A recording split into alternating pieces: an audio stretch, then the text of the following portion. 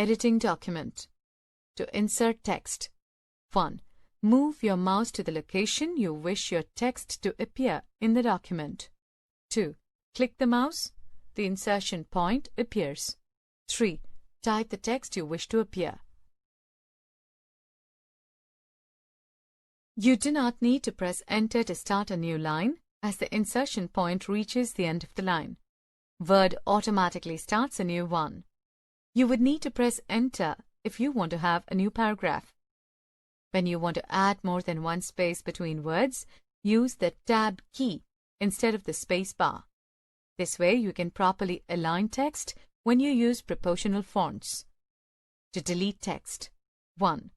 Place the insertion point next to the text you wish to delete. 2. Press the backspace key on your keyboard to delete text to the left of the insertion point. 3. Press the delete key on your keyboard to delete text to the right of the insertion point. To select text. 1. Place the insertion point next to the text you wish to select. 2. Click the mouse and while holding it down, drag your mouse over the text to select it. 3. Release the mouse button. You have selected the text. A highlighted box will appear over the selected text. When you select text or images in Word, a hovered toolbar with formatting options appears.